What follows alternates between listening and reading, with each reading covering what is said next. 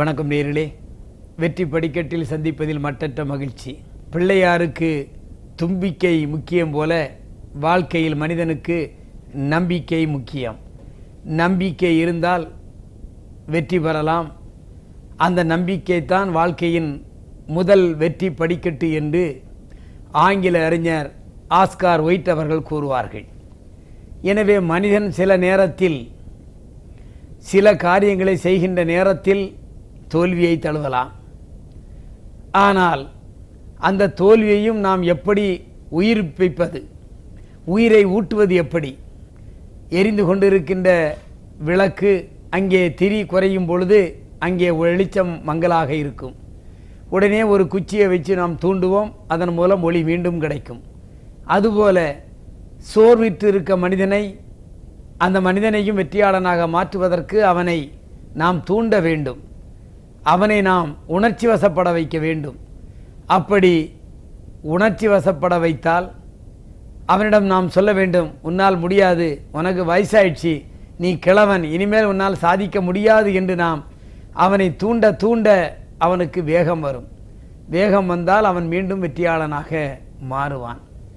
இப்படித்தான் ஒரு மன்னர் இருந்தார். அவருக்கு வயதாகிவிட்டது.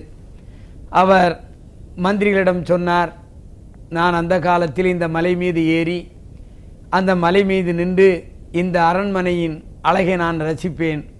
இப்பொழுது வயதாகிவிட்டது, என்னால் மலை மீது ஏற முடியவில்லை, மிகவும் வருத்தமாக இருக்கிறது என்று அந்த மன்னன் சொன்னான். அதற்கு மந்திரிகள் சொன்னார்கள், வயதாகிவிட்டால் அப்படித்தான் மன்னா, நீங்கள் பழைய காலத்தை நினைத்து நீங்கள் வருந்தக்கூடாது, நமக்கு வயதாகிவிட்டது என்று அவர்கள் சொன்னார்கள். உடனே அந்த அரண்மனையிலே இருந்த விதூசகன் என்று சொல்லுகின்ற கருத்தும் ஒரு நகைச்சுவையும் கலந்த அந்த விதூசகன் சொன்னான், யார் சொன்னது மன்னனுக்கு வயதாகிவிட்டது என்று? நிச்சயமாக அவரால் மலை ஏற முடியும், நான் அவரை மலையின் மீது ஏற்றி காட்டுகிறேன் என்று சொன்னான். மன்னனுக்கும் ஒன்று புரியவில்லை. நம்மால் எப்படி முடியும் என்று யோசனை பண்ணி கொண்டிருந்த நேரத்திலே அமைச்சர்கள் அந்த விதூசகனை திட்டினார்கள், வயதான காலத்தில் மன்னனை நீ கீழே விழ வைக்கப் போகிறாய் என்று. ஆனால் விதூசகன் சொன்னான், நான் எப்படியாவது மன்னனை மலை உச்சிக்கு அழைத்து செல்வேன் என்று சொல்லி அழைத்து சென்றான். தேர்ப்பாகனும் மன்னனும் இந்த விதூசகனும் அங்கே மலையடிவாரத்திற்கு சென்றார்கள். தேரை விட்டு இறங்கின உடனே விதூசகன் சொன்னான், மன்னா, கொஞ்ச தூரம் இந்த மலைச்சரிவிலே ஏறுவோம், அரண்மனை தெரியும் என்று சொன்னான். மன்னனுக்கு கோபம் வந்து விட்டது. மலை உச்சிக்கு சென்றால்தான் நமது அரண்மனை தெரியும் என்று சொன்னேன், நீ மலை சரிவிலே என்னை கொண்டு விட்டு விட்டு அரண்மனை தெரியும் என்று சொல்லுகிறாயே என்று இறங்கி அந்த விதூசகனை அடிக்கப் போவார். விதூசகனும் இல்லை இல்லை, நான் சொல்லுவதுதான் உண்மை, என்னோடு வாருங்கள் என்று அந்த மலைச்சரிவுக்கு ஏற்றி சென்றார். மலைச்சரிவு ஏறின உடனே அவருக்கு கொஞ்சம் மூச்சு வாங்கியது. அப்பொழுது விதூசகன் அவரை தூண்டினான். பக்கத்து நாட்டு மன்னனும் வயதானவன் தான், ஆனால் அவன் பலசாலியாக குதிரை மீது ஏறி போர்க்களத்தில் நின்று போராடுகிறான். ஆனால் நீங்களோ வெறும் சோம்பேறியாக இருக்கின்றீர்கள் என்று அவரை தூண்டினான். மன்னனுக்கு கோபம் வந்து விட்டது. வாளை உருவி அவனை வெட்டுவதற்கு அவனை நோக்கி போனார்.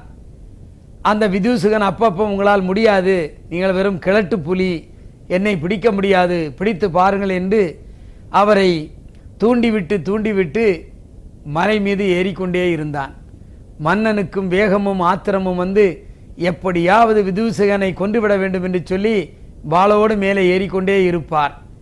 கொஞ்சம் கொஞ்சமாக மாற்றி மாற்றி ஏறி கடைசியிலே ஒரு இடத்தை வந்தவுடனே விதூசகன் மன்னன் காலில் விழுந்து வணங்கி, மன்னா, என்னை மன்னித்து விடுங்கள், எதிரே பாருங்கள் என்று ஒரு திசையை காட்டினான். அங்கே அழகான அந்த அரண்மனை, ரம்மியமான காட்சி தெரிந்தது.